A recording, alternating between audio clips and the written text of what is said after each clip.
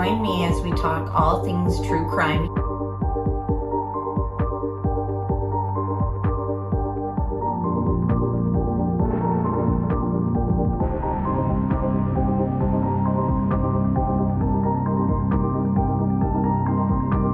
Made contact and shattered. The missing 4-year-old. The parents have called in and advised that the mother has went through a wall, came home, now they can't find her. Turn it over to another agency. Chad, where are Lori's kids? They've been missing for 4 months. You have nothing to say? 4 were stabbed multiple times and were likely asleep during the attack. Some had defensive wounds. Most of them had just like one that was the lethal stab wound. Oh, what a tangled web we weave. Once I told a lie, and I told my family, I had to keep lying. What's your, is it deemed?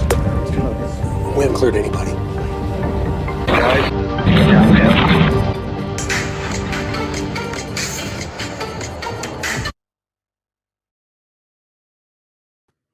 Hi, everybody. Thank you so much for being here. Let me know if you can hear me in chat. And thank you so much, Johnny, for starting us right off with some coffee and tea.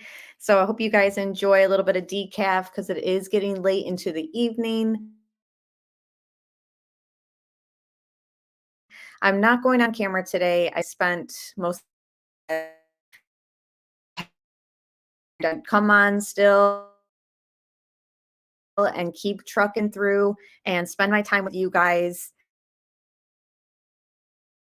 And we're just going to look over the Idaho 4 case and the updates during this week. And basically, no exact trial in 2025. So will both sides be ready by then? Will they try to stall and delay? We'll find out. But let me just read some updates from the hearing. So Bryankohberger, the man charged with the murder of 4 University of Idaho students in November 2022, appeared back in court Wednesday as many key decisions were discussed. Several topics, including the trial may begin and motion to move the trial away for Kohberger, filed a motion of guilt. The motion argues the court can't get a fair trial and impartial jury in the Latah County to allegations made against Kohberger by the media, and says that the county doesn't have a large enough population to overcome the bias in the community. The prosecution objection to the request was premature, and the defense hadn't provided sufficient information to back the claims, noting the host Supreme Publicity by itself does not require a change of venue. On a potential start date for the trial, April 17th was set as the date for both party discovery, but no trial date has been scheduled. A change of venue hearing was also set for May 14th. During the last hearing, the defense asked for a summer 2025 trial, arguing the large volume of discovery make it in 2024. The prosecution pushed for. Kohberger has pleaded not guilty to charges of murder and burglary in the stabbing deaths of Kaylee, Madison, Xana, and Ethan. The 4 were dead inside an off-campus rental home in the early morning hours of November 13, 2022. Give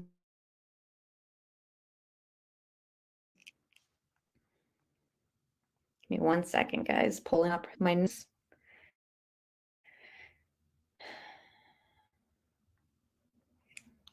Not only do I'm getting it is completely disorganized, Taylor said. Like if you wanted to play 52 card pickup with 1,000 decks of cards, 100,000 decks of cards, and throw them in the air, I have to go and figure out how to put them together. So again, I believe that, oh wait, hold on. Is the audio going in and out, guys?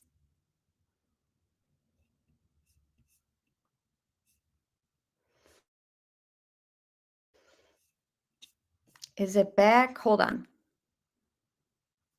Give me a second. I will have hubby come down and check this.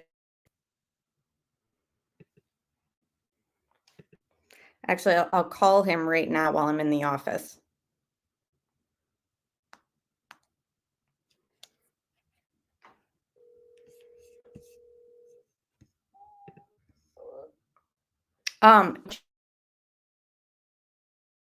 Check the connection again.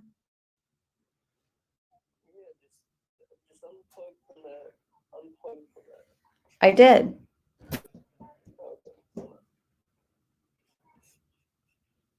Okay, guys, stand by.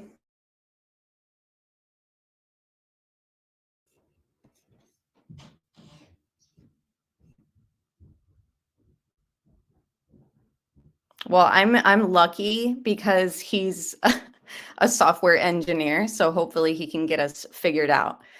Hit that like button if you haven't done so. I'll get this worked out, I promise. How's the audio right now as I'm talking? He hasn't come in yet.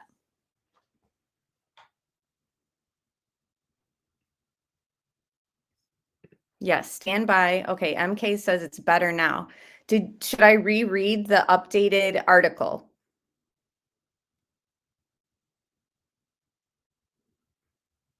Okay, Johnny's saying it's okay.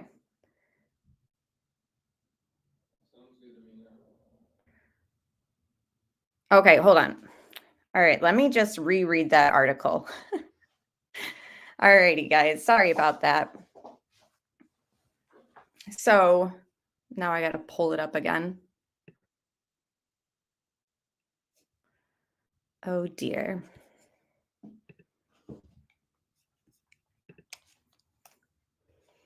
So they are pushing for a trial date.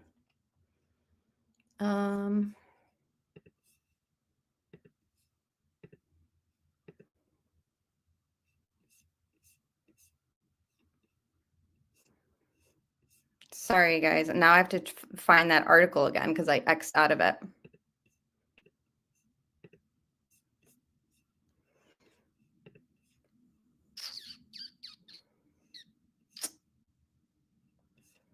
I'll just read another one.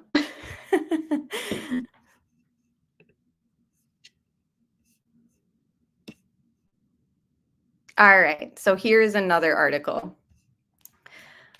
Bryankohberger has requests for his upcoming trial. A February court hearing revealed that the 29-year-old who has been accused of murdering 4 Idaho students back in November 2022 plans to call over 400 witnesses to take the stand during his legal process.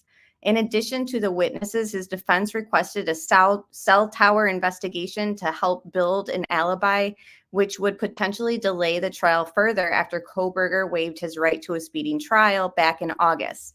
At the hearing, prosecutors were opposed to providing Kohberger's team the extra time, arguing the suspect use it to form an alibi based on discovery material per the outlet. It frankly causes the state great alarm that the defense is discussing calling upwards of 400 witnesses during the innocence phase. A deputy prosecutor told Judge during a February 28th hearing, when we potentially don't have a full alibi disclosure. And those weren't the only requests the defense put in. In fact, Kohberger's lawyers also expressed the desire to change the location of the upcoming trial due to concerns over the level of media attention he's received will affect the jurors. A fair and impartial jury cannot be found in Latah County, Kohberger's lead defense attorney Ann Taylor wrote in a January court filing. Owing to the extensive inflammatory pretrial publicity, allegations made about Mr. Kohberger to the public by media that will be inadmissible at his trial, the small size of the community, the salacious nature of the alleged crimes, and the severity of the charges Mr. Kohberger faces. In response, the judge noted that he was listening carefully to both sides and scheduled another May 14th hearing to make a final decision on the trial date and potential venue change. He also set an April 17th deadline for the defense to provide more details on an alibi. His lawyers previously said Kohberger was out driving alone the night of the murders, according to court documents obtained by NBC News in August. Kohberger is being tried for fatally stabbing Kaylee, Madison, Xana, and Ethan in an off-campus home. All right, so I'm curious if you guys think that it's fair for them to change the venue. So do you think that he needs a different venue than Idaho? Okay, thank you so much for letting me know that the audio is better, guys. Sorry about that. I also want to just, okay, so you're saying no. See, I'm not like opposed to them changing the venue. I could see why they want it. But I also think, like the judge said, like just because there's publicity in a case doesn't mean that that justifies a whole change in venue. So it might not be necessary in the judge's perspective. Also, since this is just a laid back live stream, I figured I would share this updated. First off, let's just go back. Hello, BGOG. Good to see you. Let's just go back and revisit this for a second. Ben Mogan, in describing the moment law enforcement told him they'd made an arrest in the case. He said, Ben, this is the day that we've been waiting for. Ben also describing his emotions while reading the evidence. I broke down and I could only take so much of that. And I cried. I still haven't. It just made me proud.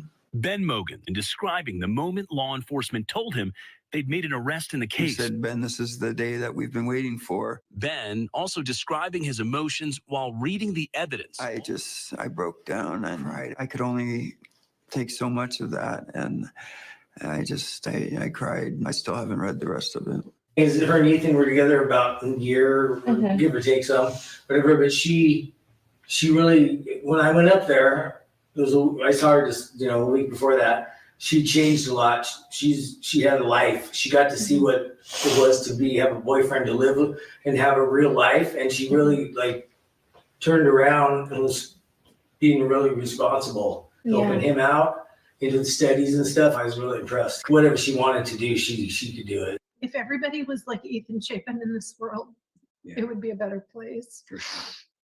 Basketball coach and mentor, not surprised that he had defensive wounds. I've tried not to think too much about the particulars of that night, but certainly Ethan was a protector, and he had everybody, everyone that he cared about, he had their back. She was just such a good soul. She deeply cared about her friends and her family. And she would never hurt anybody. I don't understand who would want to do anything to any of these kids. They were all great, great kids, and they were all good friends, lifelong friends, even, aside from Ethan. And Ethan was such a great kid, too. I just want to say, I think that if somebody, and I think possibly they may have trusted somebody who knew the house well, somebody who knew them well. I will not take my final breath until this person is found and brought to justice for these kids, not just my daughter, but these kids and their families and their friends. We all deserve answers, and the person needs to be brought to justice. I want to get the show on the road. I want to get to where we get to court. November 13th, 2022 in Lake County, state of Idaho. Did willfully, unlawfully. Do you understand the charge in count 1, burglary? Yes. Do you understand the maximum penalty? Yes. Do you understand the charge in count 2, murder in the first degree? Yes. Do you understand the maximum penalty? Yes. Do you understand the charge in count 3, murder in the first degree? Yes. Do you understand the maximum penalty? Yes. Do you understand the charge in count 4, murder in the first degree? Yes. Do you understand the maximum penalty? Yes. Do you understand the charge in count 5, murder in the first degree? Do you understand the maximum penalty? Yes. I'm ready for this to go on and lay out the case and let the community see what the evidence is, and then, let the cards fly where they're going to go.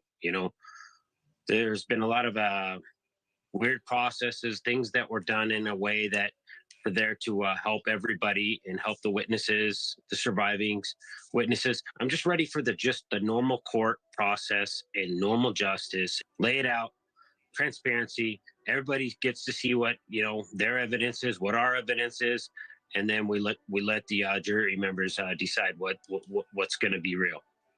You just can't hunt our babies. You just can't come to our state and hurt our people. It's unacceptable. We're a small state, but you're going to see how strong we are and how big we are when you mess with us. And we're going to put our foot down, and we're going to show the world, we hate all the bad things that are happening, but here in Idaho, we can control one thing, and you just can't hunt our babies down. That's just too much. The line's been crossed, and we're going to go there.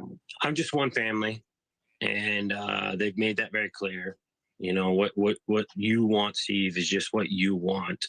I'm trying to organize different families so we have one united voice, but that's not easy. But that's what we're working towards. And I know there's other families that feel like I do, but we don't want to get too washed up in the revenge factor. We want to remember these girls. We want to remember Ethan, and we want to make sure that when this is all said and done, that's the only people you think of. We want the defendant to just disappear, and all we remember is the beautiful lives that these people had.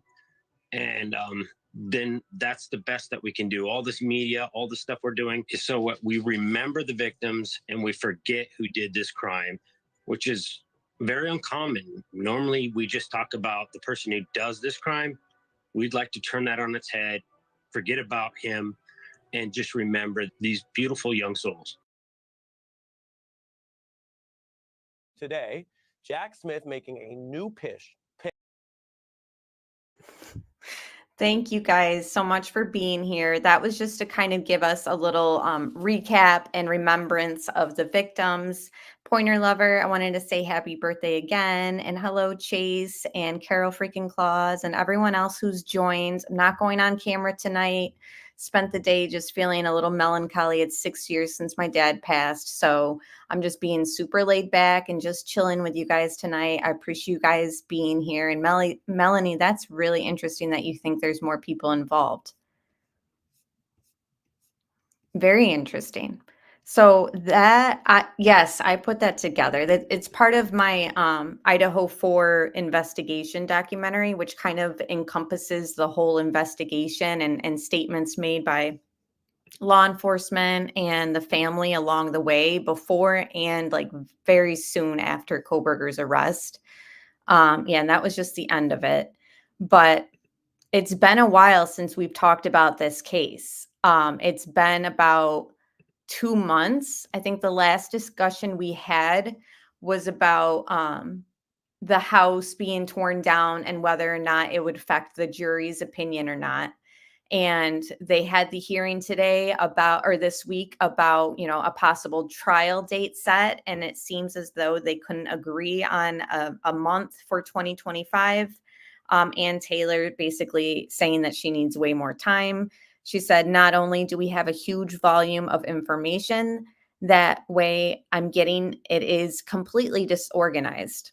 The way I'm getting it is completely disorganized, Taylor said in court. And it's like if you wanted to play 52 card pickup with 100,000 decks of cards and throw them in the air, I have to go through and figure out how to put them together. So no decision 100% met for the trial date, but it seems as though it's around spring, summer 2025 for right now. Things could change. They might delay things. And we'll just have to sit back and see. Again, many prayers to the families. I'm sure it's very hard for them to wait this out. This 21-minute video came out on Law and Crime this week after the hearing. And I was hoping to just watch it with you guys and just be super laid back and just kind of discuss things. And hello, Kathy. Good to see you. Do you think they are doing it on purpose? I kind of think the prosecutor is just effing with them. I wouldn't be surprised if both sides kind of are, dragging feet and wanting more time with everything. It's going to be a huge case to kind of present. There being 4 victims, and even the PCA people aren't really confident with everything in it. I am personally. I think they have the right guy. I think that the touch DNA on the sheath is enough to kind of link him for sure and do the arrest that they did. Other people do not think that's enough. I think they're in the right direction. But I would not be surprised if Bill Thompson, the prosecutor, is kind of wanting more time as well. But let's see, what this episode on this 3 developments from Kohberger's hearing and Idaho students' murders and what they point out. You do, Pointer Lover? Yeah, I think that this case, there's not, there's a lot of mystery in the motive and why did this happen? Why all 4 of them? What was the order? Where did he start off in the house? Stuff like that is very mysterious. And, I obviously want more information on, but as far as who done it type of thing and who's involved, for me, it just seems very cut and dry for this. Kohberger, they had his car on the cameras. They got his phone pinging all around there during the times of the deaths, and the touch DNA underneath one of the victims on the sheath, for me, is pretty solid for a PCA. It was a lot of pages. We got an eyewitness account in there as well. Although eyewitness accounts are very wishy-washy, we're just talking about a probable cause level. And, is it likely that what she saw was Kohberger? I think that it's very, very likely. I can't say 100%, obviously, but it's just a lot of stuff I still want answers on. And it's going to be a very interesting trial, I think. Yeah, and I know in my, I think you're in my Facebook group, you're in my Watts one and the other one, but sometimes I share the Gonsalves parents' Facebook page in my true crime group. And when, they were asking for more time and stuff like that, the Facebook posts that the family were putting up was just very they're very exhausted with this process already. And yes, it was November 2022 and it's now 2024.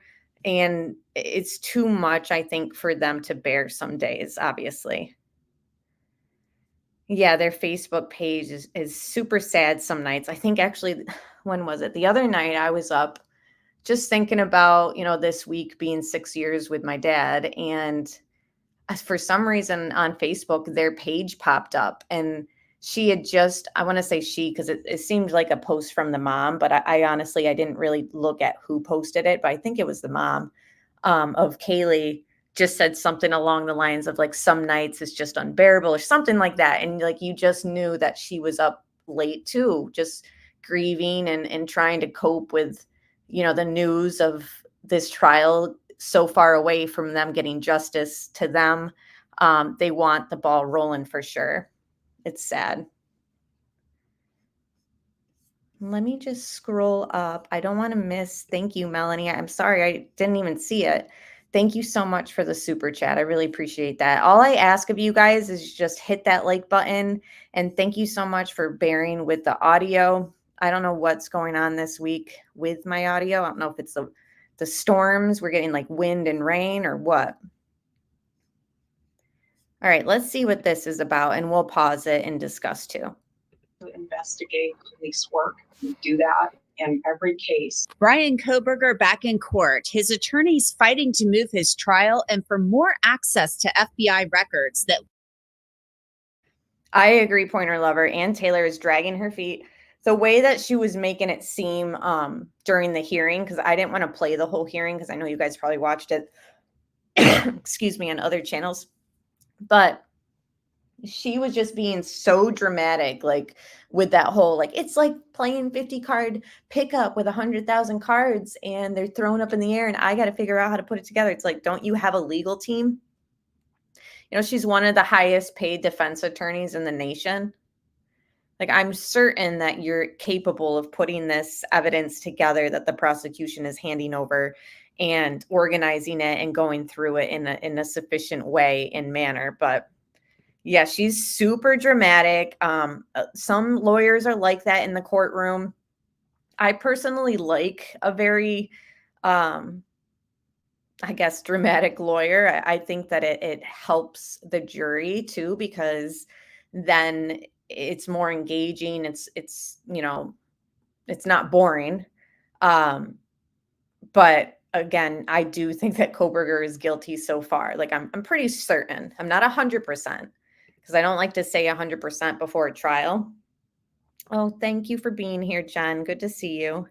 But yeah, me too, Caroline.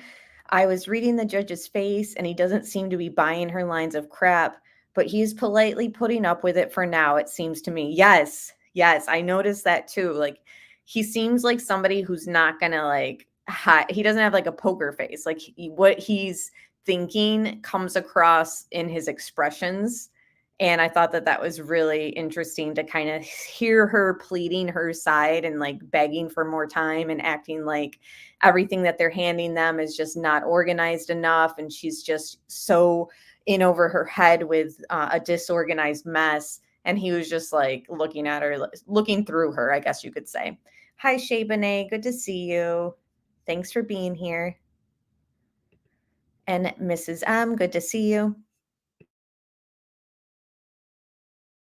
Led to Kohberger being named a suspect. I have the top moments from his hearing. Thanks for joining me here on Crime Fix. I'm Anjanette Levy. Bryan Kohberger was back in court, and we thought Judge might set a trial date. That didn't happen, but it's now crystal clear. The trial is not starting before the spring of 2025, and that would be the absolute earliest that it would start. Kohberger's lawyers want the trial moved out of Latah County. They just don't think that he can get a fair trial because of all of the publicity surrounding this case. For those who joined us later, we were kind of asking your guys' thoughts on a fair trial. Put a 1 in chat if you think it's fair to move out of Latah County, and put a 2 in chat if there's no need to move outside of Latah. So 1 is if you agree with the defense, he should get moved out of Latah County. And 2, if you think, no, just keep him there and proceed with things. And there has been a lot, but not as much with the gag order that's been in place since his arrest. Here's a little of what was said about moving the trial in court. I think we need to address it before a trial setting. It doesn't make sense to set a trial, get right up to it, and then have to have everybody who's under subpoena rescheduled and have to have the public and the families of everybody disappointed because we're going to reset it at the last minute.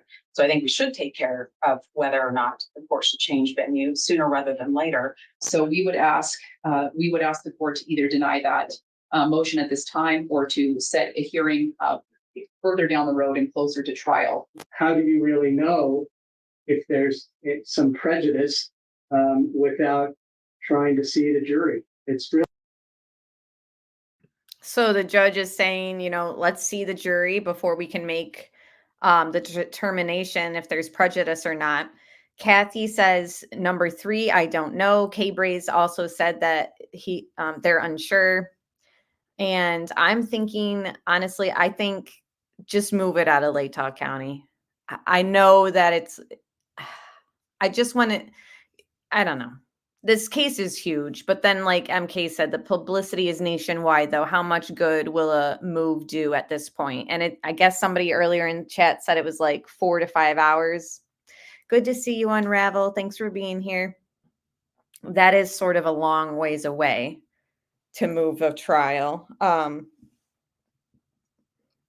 Especially if they're calling 400 witnesses or they're thinking to call that many.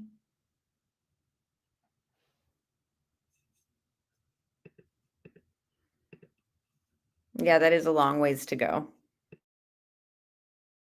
Really a catch-22. So there's no decision on whether the trial will be moved. That decision will come much later after a hearing is held on the issue.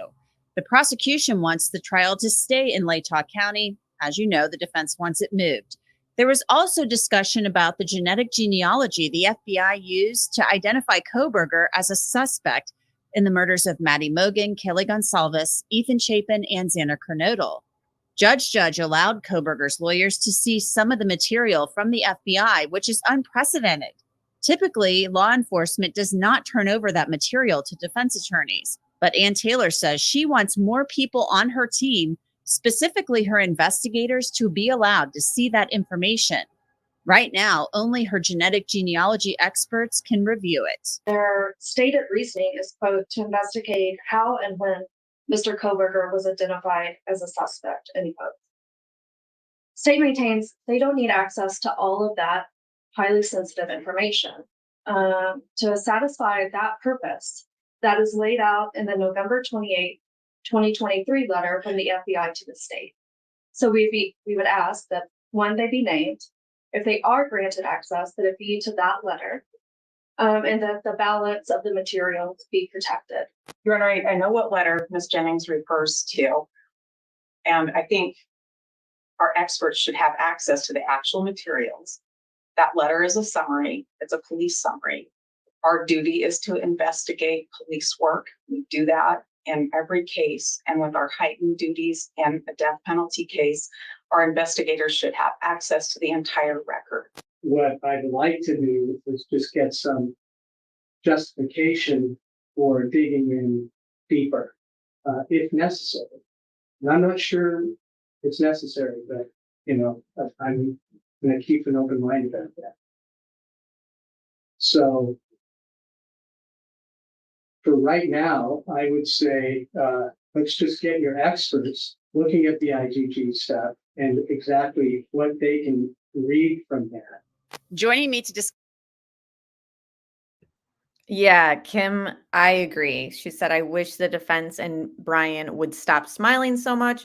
That is not going to be favorable for the jury, in my opinion, if he keeps that up.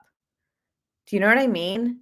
Like, they're not going to want to be sitting there with everything that the state is going to be accusing him of doing, and he's just smirking, So Ann Taylor might want to, focus a little less on getting these notes and all this stuff related to IgG still, and focus a little more about her client's demeanor and, the way he's looking in court, because he can't be smirking and having that confident, cocky face during the trial, in my opinion.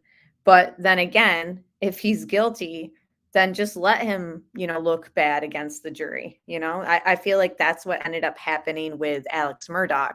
He was way too cocky. He was kind of looking down at the jurors, and they saw it. They saw that kind of vibe from him, and they didn't like it. And then they did interviews pretty much saying that. And hello, Roxanne, good to see you. I didn't get to watch the full hearing yet. So are we at a stalemate and need more hearings? Yeah, they're going to have one in May to determine, I believe, whether or not they're going to do the change of venue. And the judge was hoping to do a 2025 trial date in the spring. And Ann Taylor was like, I'm thinking more summertime. I believe the judge wanted it March 2025. And Ann Taylor's like, oh, well, I have so much to go through and it's so disorganized the way they're giving it to me. I'm thinking maybe June 2025. And that they'll just keep pushing to delay it more and more. Yeah, Alex Murdaugh came off very arrogant, in my opinion. I think so too. And I think that Kohberger has that same type of vibe to him ever since he's been in court, even before he started wearing his suits. We played some clips earlier before this stuff, and he's just very, and everyone kind of commented on it too, like the way he was talking to the judge. And you know what? There's nothing wrong with confidence, but when 12 jurors can kind of see confidence mixed with arrogance, then I think that that's a problem for the defendants. And it was for Murdaugh for sure. And no problem, Shea Benet. It was a long hearing. It was kind of boring, to be honest. But I watched it all, and hello, Delana. It's good to see you. Yeah, we haven't done a discussion on Idaho 4 in like 2 months. So we discussed why the house was demolished and if it would matter to the jurors. And a lot of people still to this day, I think Melanie said it earlier, it makes 0 sense, in my opinion, for them to have demolished it. And the way that they were so, adamant on doing it right away, that was what was like, why the rush, Discuss the latest twist in this case are two people who've been in the trenches defending clients. Bill Gallagher is a Cincinnati-based defense attorney who's tried and defended 13 death penalty cases. That's right, 13. And Jonna Spilbor is a defense attorney from New York. Thanks to both of you for coming on. Bill, I'll start with you. The defense doesn't think Bryan Kohberger can get a fair trial in Latah County. It's a county of 40,000 people. The press coverage has been unprecedented. The defense wants this case moved. The state is saying, look, we think we can try this case here, and we don't even know if there's any prejudice. The judge kind of agrees. How are we going to know that there's any prejudice before we even try to seat a jury? So your thoughts on that? I really think that, the traditional way is what? You try and pick a jury and see if you can. That's normally what most state laws require you to do. But I have seen, especially in high profile cases, at times where people have done surveys in advance of a trial and used those survey results as an indication of what the general population in that jurisdiction might be feeling about a case.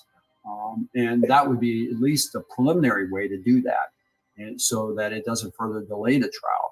If I'm the defense lawyer, that would be my argument. Why are we all going to show up at the courthouse ready to try a case that's going to take months if 2, 3, 4 days into it, we realize we're in the wrong venue. We can't try this here. We're going to have to go somewhere else in the state and then start all over again. That's not really fair to anybody getting ready for such a long and involved trial. So, hey, let's just do a survey. Maybe they can even agree on the questions from both sides to figure out whether or not residents of that area have sort of prejudged this case. See, that is a good compromise. Before doing an agreement officially on a new venue, just do surveys. Both the sides can agree on questions, and then they can figure out how to proceed with, should we or shouldn't we change our venue. So that's a good compromise. Hopefully they'll be up for something like that. We shall see. Yeah, Tony agrees with that. I feel like they've done I think they did that survey in another case. I can't remember which one, but I personally think Alex Murdoch's trial would have done better in a different venue. Alex thought that it was going to be fine in his hometown area because, he's just so arrogant. He really thought like, oh, well, my name and will withstand anything that I'm being accused of. And he was wrong. So it's just, I guess it's hit or miss. Mm-hmm. And Judge talked about that, the fact that they could send out the jury questionnaire and evaluate it from there. But are you talking about maybe sending out a survey even before a questionnaire, Bill? Right. I'm thinking we're not sending it necessary to prospective jurors. We're gonna figure a way, I think, to do the same sort of cross section of the community survey to sort of be representative. Lots of. So, Delana, you think that they should do a change of venue for a fair jury selection because the case is just so huge? Yeah, I agree. Alex was too cocky, and the jury did not like that. And I'll say it again. I think that Kohberger has that same type of arrogance to him. And I don't think that it would do any good for the defense to kind of, I don't know. He can't be smirking like he has been in these hearings. Of universities have departments that do this all the time. They do survey type of work, and they can get into a little bit more about what have you read in the press about this, what are your feelings about this, without poisoning necessarily the mind of an actual juror. You can tell the judge these are what the attitudes are well before we even think about jury selection. You can do it now.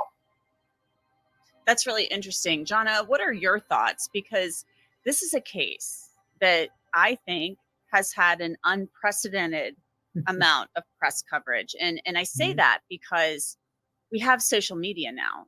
We have Facebook groups, we have Reddit, we have Twitter, we have TikTok. My God, TikTok. If you go on TikTok, the number of videos about this case, it's insane. Now, I'm not saying every juror in Latah County, Idaho is on TikTok or Reddit reading all of this stuff, but there's a lot out there about this case.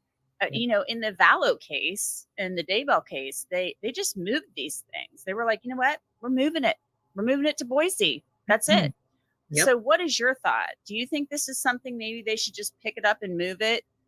Or do they have to try to seat a jury first? Yeah, so ordinarily I don't get my feathers ruffled over changes of venue for the reasons that you just said. In this day and age, guys, I mean, with so much digital out there, our smartphones that never shut off, like everybody knows about every high profile case. So usually a change of venue really is something that turns out not to be necessary or not to be a big deal. However, this case I do think is different because it is very, very small town, because it's a death penalty case, because the circumstances are just so gruesome and there's been so much coverage. I mean, you mentioned before we went on the air today, 9,000 tips. Well, how many of those 9,000 were from the 40,000 people in that small little community? I mean, that's it's a big number. And my thought is kind of similar, like, why not just get ahead of it? What harm is there in changing the venue? That's sort of how I feel.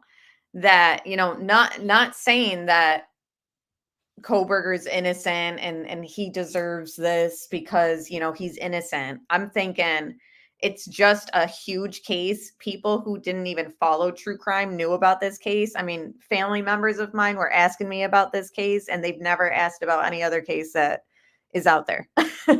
So it's just a huge stretch of people who are aware of, you know, those college kids' faces. Everyone knows their faces: Ethan, Xana, Maddie, and Kaylee. And thank you, Chase. I really appreciate that. So I think, like she's saying, like, why not just get ahead of it? Because I just think that it is one of those extraordinary cases where it's like the Peterson case. Everyone knew about it. Everyone was talking about it. I mean, even People Magazine and TMZ were covering this case. And like, yes, they do touch on true crime here and there, but it was more so, in my opinion. And also, I seen your question, Shay, if we're going to cover Daybell. I did a community post. It seems like it was like around 81% said yes, cover Daybell. I've covered the case since the beginning, before they even separated their trials. So I feel like I might as well do like a Friday night recap of Chad's case during the week, each week that it takes place. So if you guys in chat have an opinion about Daybell, if you want me to cover Chad Daybell, press 1. If you don't want me to cover it, press 2. At this point, I'm feeling like, because of the community poll, it seems like the majority does want me to cover it. And I do want to do what you guys are asking of me. So far it's seeing like yes. And thank you so much. Somebody sent me PayPal just now. I don't have... Oh, thank you, Pointer Lover. You're sending me PayPal money on your birthday. Everyone wish Pointer Lover a happy birthday. And thank you so much for that. I really appreciate that. But so, and like you said, Shay, there wasn't cameras in Lori's. So even though I did cover it, it wasn't the same type of coverage as it's been in other trials. So, you know, it would be kind of nice. And hello, Will B, good to see you. It would be kind of nice to kind of go through the evidence that they have in that case again and see it on the camera in court. To a nearby or not so nearby town, to avoid what Bill was talking about, to avoid the wasting of everyone's time and resources, calling all these people in for voir dire only to learn that it's not going to be possible to get the fair and impartial jury. So if ever there was a case that screamed for a change of venue, I think this one's it. I want to take a second to tell you about truthfinder.com. The cases we cover, like this one, really make me think about how important it is. Log on to www.truthfinder.com/LCCrimeFix, and you can access information about almost anyone. To me, a county of 40,000, I mean, not everybody is plugged in. I mean, not everybody watches the news, which I always hate when I hear people, during jury selection, when they A, don't believe the news, and B, don't watch the news. Drives me crazy. I don't understand how you do that. And a lot of people, I guess, just watch, home and garden shows and stuff, which I'm totally cool with. But, again, I just don't understand. I don't think you have to be in the weeds into a case, like knowing about it, knowing that this horrible crime happened in your backyard, 4 college students slaughtered in the middle of the night in their off-campus home. Of course, you're going to know about. I just want to pause it because it's crazy looking at the house in this condition. We have so many images and videos and even drone footage of the house, like right when the crime happened. And then we slowly saw the progression of it, being boarded up and emptied out. The blood on the outside of the house was there at first. And then, even that image kind of started vanishing. And then now to think that this whole entire structure is completely gone, it's crazy to me. It really is. About that, but not every prospective juror is in the weeds, but there is a lot of press coverage about this. Another thing I want to talk about is the fact that neither side believes this case can be tried before the spring of 2025. Judge, gives him major heartburn. He just can't believe that he would even have to think about setting something out that far. But this is a case that's unique in that right now, as it stands, and there's more discovery to come, although the state says the defense has the bulk of it, the defense has 51 terabytes of information to comb through. And that's a ton of information. Plus, they have the mitigation phase. It's not like just the trial phase. They also. Welcome, Melissa Jade. Good to see you. So glad you're here. Have to prepare for the mitigation phase. And so that's a lot of information, Bill. I don't know if you've had a case approaching that many terabytes of information, because they're going to have investigators, I would assume, who are going to comb through all of those tips to see if there's anything they can look into. They're going to have to look at all of the surveillance footage. Can you imagine going through hours and hours of surveillance footage? How mind-numbing that would be. What is it going to take to prepare a case like this? And Melissa has also covered this case very extensively in her channel, if you guys haven't checked it out. But Melissa, do you think that Kohberger should get a change in venue? It's going to require a huge team, first of all, and people that have designated tasks, such as just you're mentioning, right? People that start combing through, but have to be either, but also have to have legal training so that they know what they're looking for. You can't just have the trial lawyers do it. They'll never get through everything. But you can't just give it to an investigator, because there are issues, constitutional issues that may come up, whether it's Fourth Amendment issues, primarily, right? Search and seizure. But you're also looking for evidence to be used in trial, whether it be impeachment of witnesses or whether it be evidence that tends to negate some element that's in there. So all the people on the team have to have some legal training, but they're going to be spending weeks, if not months. The biggest case I've ever had was 4 terabytes. I can't begin to imagine what 51 terabytes looks like. 4 terabytes. Wow. Even 4 terabytes, that's still a lot of it. And think about it, 51 terabytes. I mean, I think a lot of that has to do with there being 4 victims in this, like there was an extensive dive into all 4 of their informations and whatever was pulled out from their own devices. So all that's been handed over and so much more that we just don't even know about.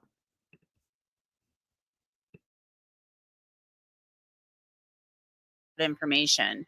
Jonna, preparing for a case like this, I mean, they do have experts. They've said that. They have investigators on the team, but it's still a lot of information to go through, even if you do have a large team working with you.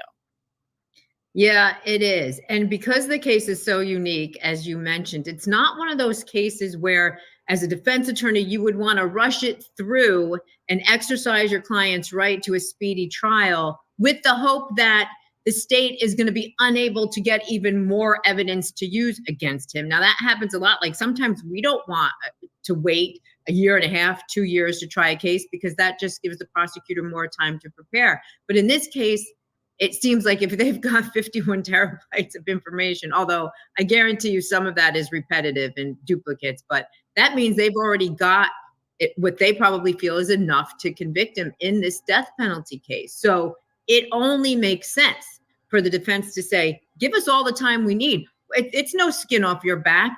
The defendant is incarcerated. He's not going to get out pending the trial in this case. So what harm is it if you give the defense all the time they need to go through all of this stuff? And while we're on the subject, also make sure you give the defense all of this stuff, because I know there are some fights about that as well. Yeah, definitely.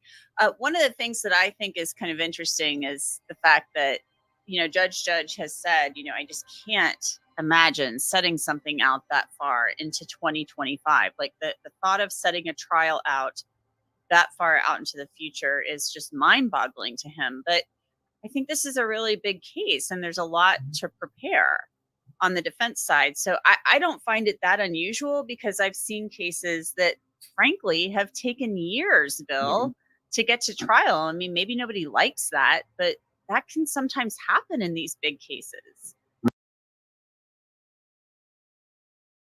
I personally would not be surprised if they delay the trial past summer 2025. It wouldn't shock me. And thank you, Will B, for the 6 gifted memberships. I really appreciate that. And welcome to all the new members. Thank you so much for being here. I mean, it was really possible that even though the prosecutors don't think they can be ready till spring, there's no question when the defense will be ready as well. The defense is not going to rush. I completely agree. There is absolutely no reason for the defense to rush in this case. And nobody should be pushing the defense to rush in this case. This is a death penalty case. It's in a smaller community. There are limited resources. I know lots of resources are going into this. Wow, just look at that gorgeous view. If they wait long enough, will people forget? I think that maybe that hype in the media will die down. I mean, just now I was just looking on News Nation to see what they've kind of pulled up with this hearing, and they barely have any Kohberger stuff lately. So I'm going to play their video after this one. That's only like 2 minutes and some odd seconds long. But yeah, it's already kind of dying down in the media. So in a few years, maybe it would be a good area to kind of pull a jury from. Yeah, the media will die down, but we'll keep talking about it. Yeah, I was so surprised I didn't see like an Ashley Banfield segment. I'm not seeing that unless there's oh, thank you, Will B. I really appreciate that. Unless there's something I missed, but yeah. 2025 seems like a long time. I know. But compared to the Delphi case, it sounds like a breeze almost. Like it's right around the corner. But again, I could see it for sure getting delayed past 2025 or maybe even winter 2025. I would not be surprised. Yeah, college town cycles every 4 years. Good point.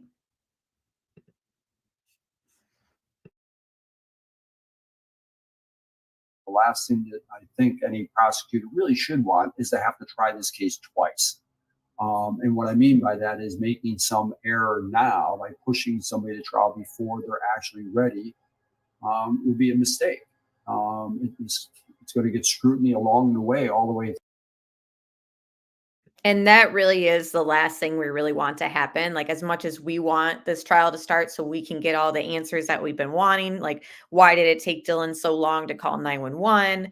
What was Bethany's movements that night, or how did she kind of hear about it from Dylan, all those things we really want to know. Even hearing, not only hearing the 911 call, but for sure confirming who actually called it, who delivered the DoorDash at what time in comparison to when the killer came in. Like all those details I want to lay out. But yes, Kathy, something like a case with this magnitude, what's the harm in really rushing things? You know, they rushed and demolished that house, and we all were kind of like, why are they doing that? Well, it's sort of like that for the trial, in my opinion, too. It's like, as much as we want these answers to kind of get closure for ourselves so that we can all kind of move on, you know, like figure out why this happened to these kids, and then let's close the book.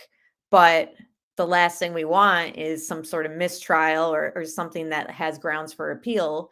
And Kohberger is able to, you know, appeal, especially if he is guilty. We don't want something like that to happen. Yeah, exactly, Jen. It could be 2026. I'm not getting my hopes up that it would even be spring 2025. Yeah, what if anything under Ethan's nails defense? Yeah. All these little details we just want to kind of know, and the medical examiner and the experts on both sides will go up and kind of give their takes on all that, and we're very anxious to see it.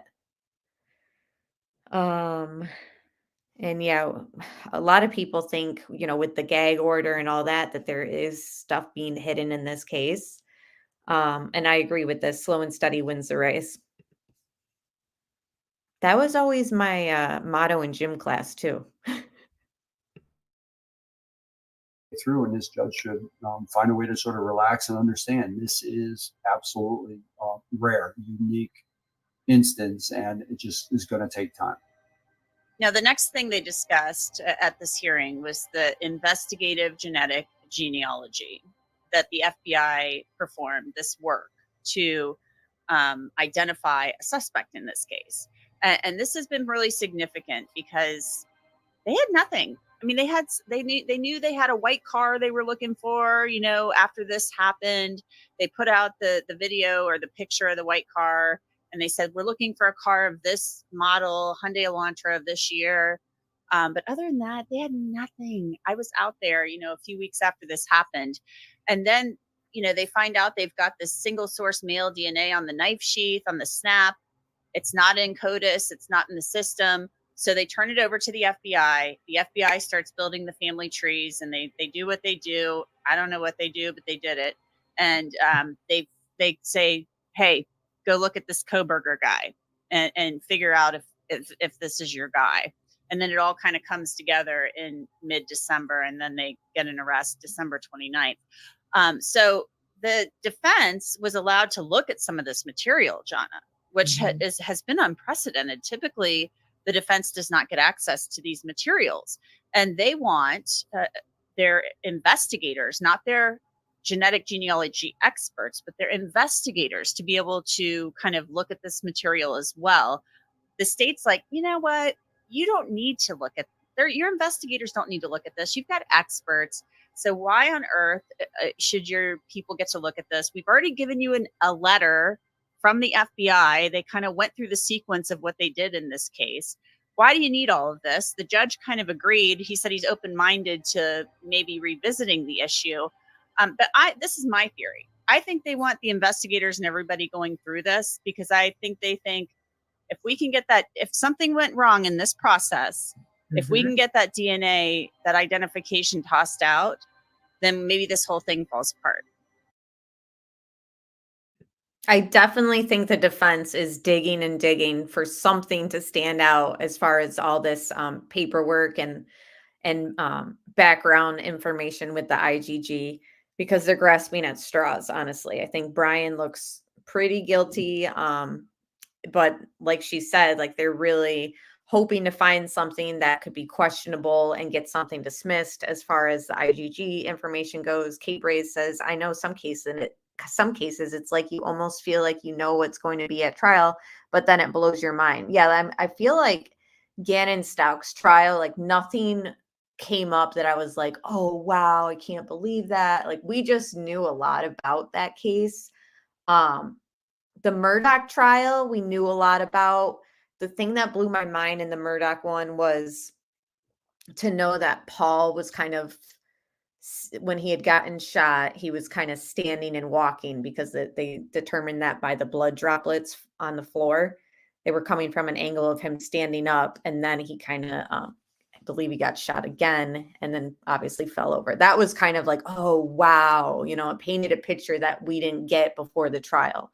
Idaho case here, I believe that there's going to be a lot of jaws dropping in that courtroom because the gag order and so much stuff has been kind of on the hush hush because the integrity of the investigation required it to be.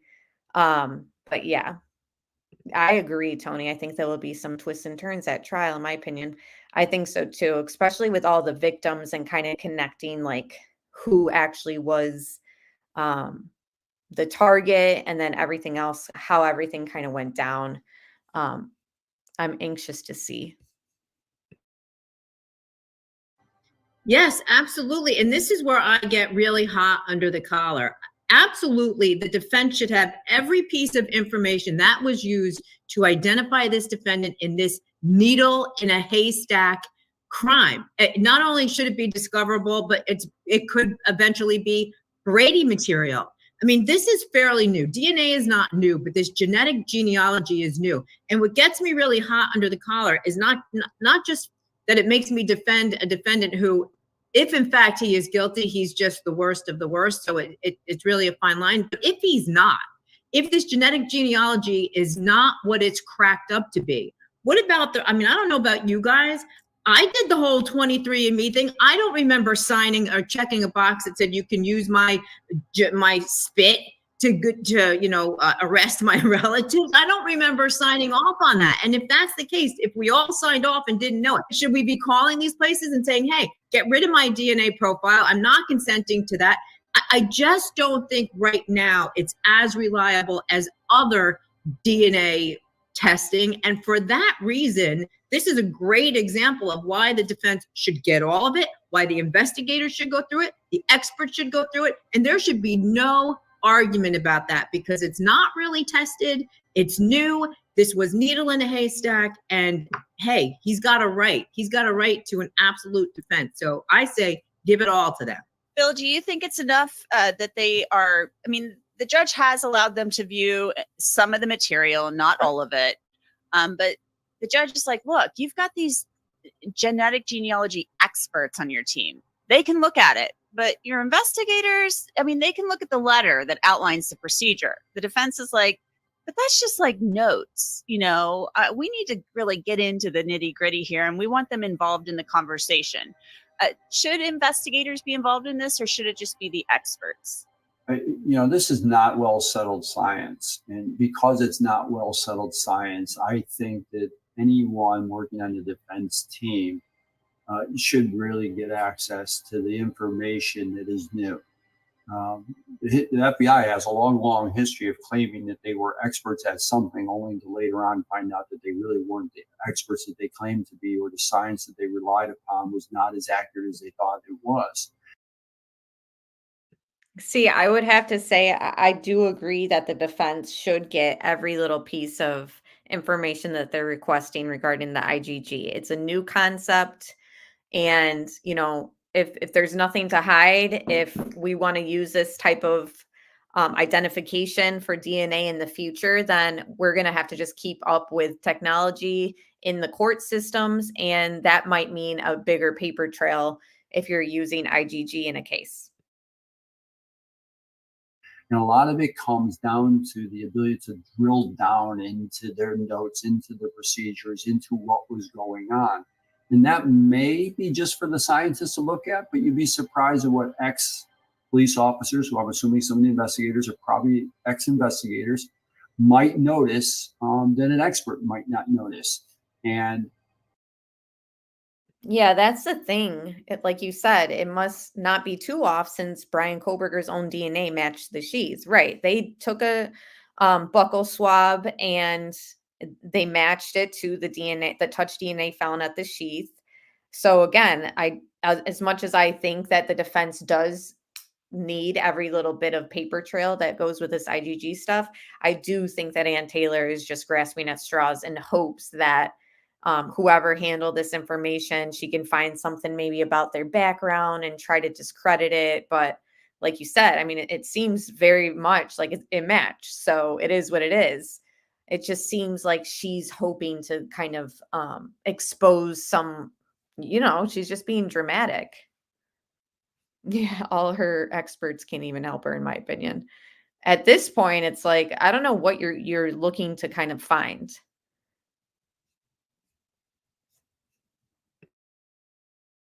Because it's new, and you should be allowing the defense to have full challenge to it. We saw this early on with DNA. Everyone said it was infallible. Maybe not so much. Fingerprints, not so much.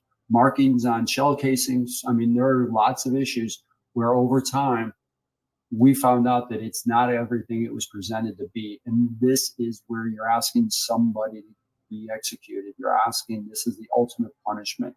We're not talking about money damages. We're not talking about a low-level felony. Somebody could be executed as a result of this. And you shouldn't be doing it on something new that the FBI is claiming that they are now experts at. Well, Judge said he's not shutting the door on it. He has an open mind. They could revisit it. So we'll see what happens. Bryan-Kohberger will be back in court in May. Jonas Spilbor and Bill Gallagher, thank you so much for. All right. So yeah, I agree, E or Caroline. My guess is genetic genealogy stuff is not solidly set legally. Do they need a search warrant to do it or not? Might be an unresolved legal issue. No jurisdiction wants to deal with that headache. I feel like it's at the point where the courts are trying to adapt to, okay, how do we deal with this in a manner in the court and make it a transparent process, but it involves, family trees and people's privacy and all that kind of being exposed. So and plus different companies for the genealogy stuff, some of them have it so that there's fine print saying like, yes, we can hand this over to authorities. And then there's other ones that are like, no, your information is safe with our company. It's just something that I think is new, and Ann Taylor is pretty much setting the precedent, I think, in saying like, hey, if you're going to use this against my client, like I want every little detail with everyone who had a part in this process. And, like I said, they're hoping to find something that they can expose in this process, but it's going to just come back to like, well, it's your client's DNA. Don't know what to tell you. So let's see. This is only barely 3 minutes, and this is the only Kohberger thing I'd seen on News Nation. So let's see what they had to say.